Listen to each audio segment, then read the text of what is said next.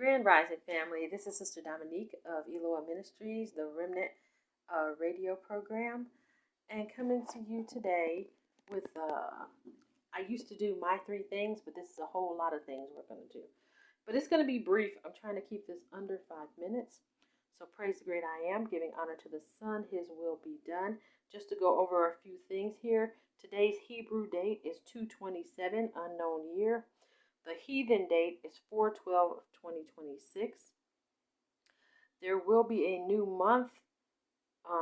The third Hebrew month, first day, will be April 16th of 2026. And then after that, the days off of rest will be on Friday for the next 4. So those dates are 5/22, 5/29, 6/5, and 6/12. And the little Jubilee, what the world calls Pentecost, will occur on 5/26 of 2026. That's the 50th day. So let's go over some of these things. This is more of a food video here. I had some broccoli that was about to go bad, and I'm not going to be able to eat all this broccoli at once. So what I did was I soaked it in salt water, and I brought a pot of boiling water to full boil, and then I dipped them in there for about 30 seconds on each side, lifted them out. That's called blanching, and I'm going to go ahead and freeze that now so that I don't waste money and I'm conserving food. So this is more of, I guess, a preparation day video. So anyways, I'm going to be making banana nut bread, and so those dark, very overripe bananas, walnuts, I usually put in spaghetti squash. Okay, but I'm not going to do that. That's too much work today. So we're going to take that off from over here, put it back in the fruit bowl, because I don't want to do spaghetti squash today. So I did want to go over these. It's a whole lot while I was cooking. We had a whole lot of eggs, and I didn't want them to go bad. So what I did was I broke them all into a bowl. Made sure they were good, first of all. Broke them all into a bowl. And like you're going to make scrambled eggs, and I put a little bit of salt in there. And then I put these in little freezer containers and froze them. So these are about, I think it's like 1.5 eggs, or either 1 egg in each one. I think those were very large.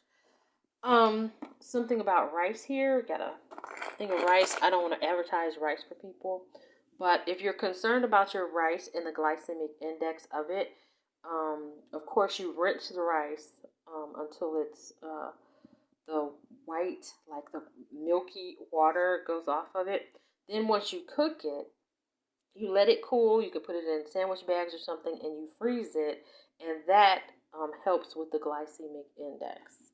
Over here, I have lentils, and you can pretty much make bread out of so many things. You can make lentils, make tofu, they make stews, just some of and you can make bread from them, and I've done that before. And just to let you know, it's just so many things you can do. Okay. Also, for the day off of rest, our day that the Father has designated, I made guacamole.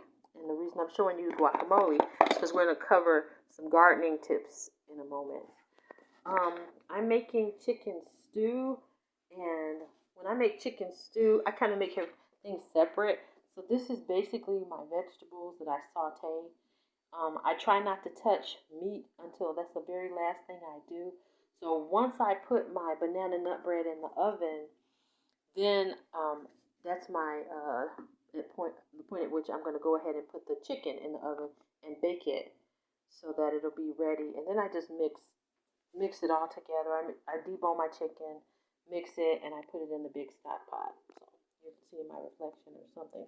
Anyway, so what I really wanted to do today, this is what we're about to get into right quick, is preserving when you're cooking. One of the reasons you meal prep, not just for prep day, but it is also an opportunity to conserve time, energy, food, and your funds. So I'm going to quickly go over what I have in the porch garden. I'm not doing a full-fledged garden this year. It's just going to be container garden on the porch. And if you don't have a yard or a porch, get your south window and find a shelf that's tall enough to go over the whole window, and you can make a shelf garden in your apartment. Okay, and so these are some of the things. Let's go over them right quick. So I'm going to be doing garlic. The garlic I used for the chicken stew here, I held back some of these to plant. Also, the onions that I cut up, I cut the ends off. This is that little furry end. I'm gonna flip it upside down and stick it in the dirt, and it will grow back. These are strawberry. They've dried out totally. This is an experiment, so I'm gonna attempt to grow strawberry plants from this. I'm gonna have to hothouse them because it's already mid-May. So I had strawberries the other day, and I said, let me take one of these strawberries and make seed from it. Here we have the strawberry caps. You can make strawberry leaf tea out of this, but you want to make sure that your strawberries are organic and they haven't been sprayed. I will say that with all vegetables. This is some kiwi. I smeared the seed part and I let it dry on top of a paper towel, totally dry. And this is another experiment. I like doing a lot of experiments to see what's going to work and what's not. So this is what I was telling you about the avocados, why I make guac. So I have 4 avocado seeds here. I have grown several and many avocado trees.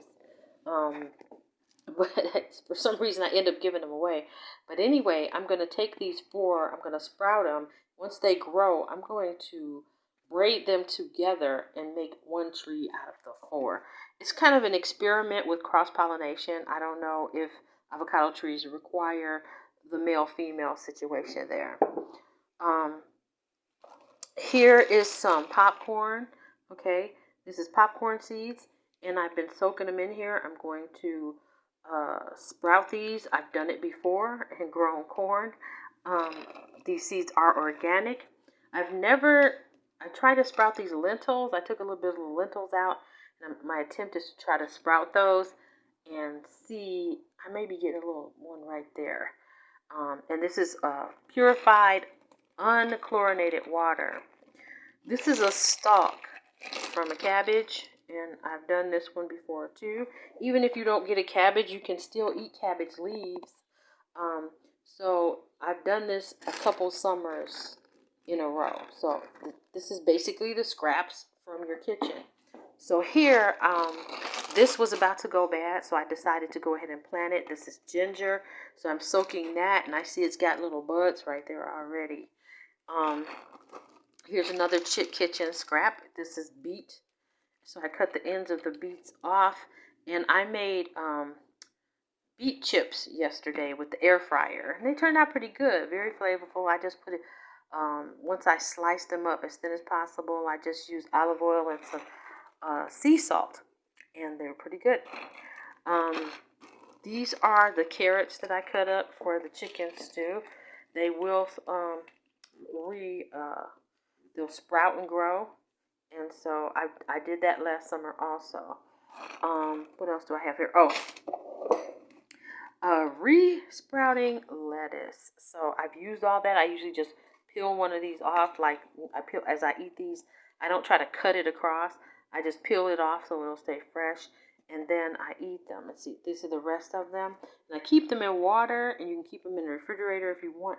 And then I'm going to go ahead and plant this particular one. So all of these things are things you can do to maintain and sustain your family. And I just wanted to share that because it's prep day. But I'm going to go ahead and get back to my prepping because I still have to prepare that banana nut bread and then make sure I cook the chicken for the chicken stew. And that's it for today. If you have any questions, you can pop them into the comment section or just say hi. Things are not going to return to the way they were pre-2020, and we need to understand and begin to study how people lived in the 1800s, and also how our grandparents and great-grandparents maintained, especially watch videos about, the rationing that was going on during World War II in England, watch videos about the 1800s, how they kept warm, how they preserved food, watch videos on gardening. And I really don't like long drawn out videos. Okay. This, to me, this video I'm doing is long drawn out. But anyway, I'm a 5 minute person. I'm like, give me 5 minutes, tell me what you got to say, and let's go. All right. So, again, praise the great I am. Let me go ahead and give this. If you're not sure if the Father exists, if God exists, all you have to do is ask Him. Ask Him to prove it. He did it for me. He'll do it for you. Don't turn to the left or the right. Stay on the Father's path. Okay? The Father loves you. I love you. But the Father loves you first and best. He said that before you were formed in the womb, He knew you. Okay? It's the Father's will that none are lost.